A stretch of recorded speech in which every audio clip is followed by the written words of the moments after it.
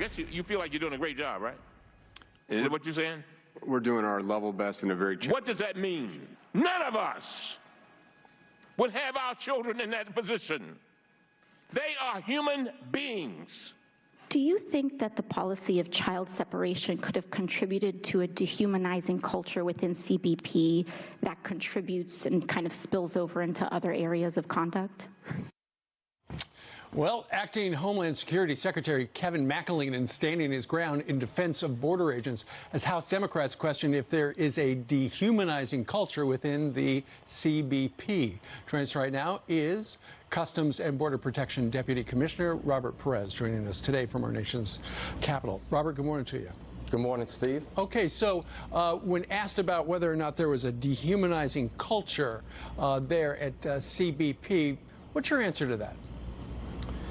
Well, thanks for having me, Steve. Look, I couldn't say it any better than the Secretary did yesterday, but what I'll tell you is what is the pervasive culture of Customs and Border Protection, an agency I've been a part of for over 26 years. We are a culture of frontline agents, officers, men and women, who have already effected over 4,000 rescues, risking our own lives for the sake of rescuing people who find themselves in danger trying to, more often than not, illegally cross the border. We are a culture of looking out for, and every time that we have to, protecting our communities, protecting our citizens from gang members, from drug traffickers. We are a culture filled with brothers, sisters, fathers and daughters who make sure that we conduct and carry ourselves with the utmost professionalism, along with every bit of focus on the national security mission that we have. I'm absolutely proud of all our frontline men and women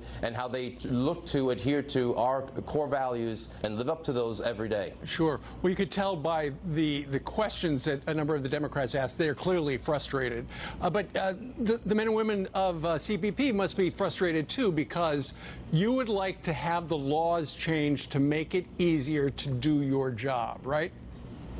Well, absolutely, Steve. Look, it took the better part of over a year for us to get universal, I believe, recognition that we're in a humanitarian and border security crisis on our border. I think everybody agrees to that. It took nearly 2 months to get Congress to act on the supplemental request and provide $4.5 billion for the humanitarian piece of this crisis. Now we need targeted changes to the legal framework to make sure that we are effectuating change to what criminal organizations are exploiting in moving this unprecedented number and demographic to our borders. We absolutely need to put integrity back into the system, and we need Congress to act.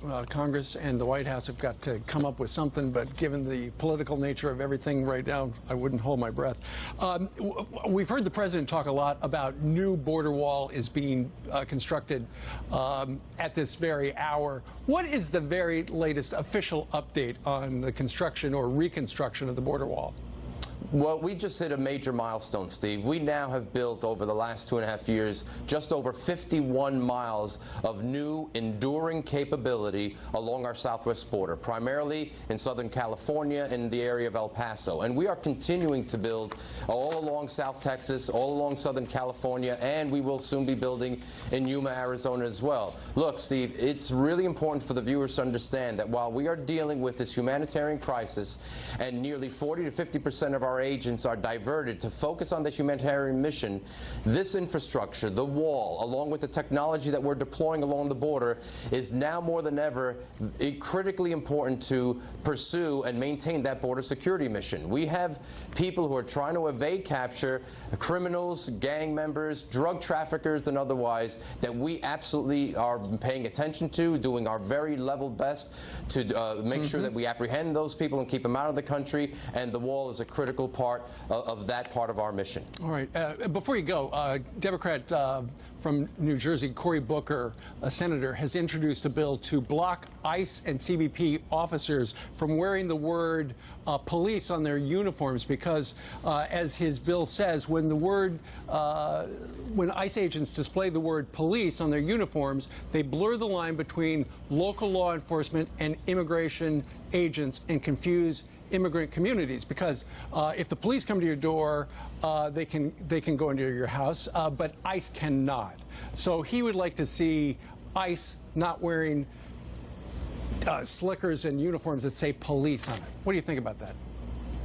Well, Steve, look, I'm not familiar with the particulars of the proposed legislation, but let me tell you this. Police is a universal, understood moniker that any and every law enforcement agency literally around the world utilizes. And what it provides for, just like the uniform that I'm wearing right now, is an awareness, safety and security, awareness, not only for our agents and officers while they're out performing their duties, but the people in our community as well. So I would caution people before they make any changes in that, particularly before our safety and security. All right. Robert Perez, the CBP Deputy Commissioner, we thank you very much for giving us all those answers live from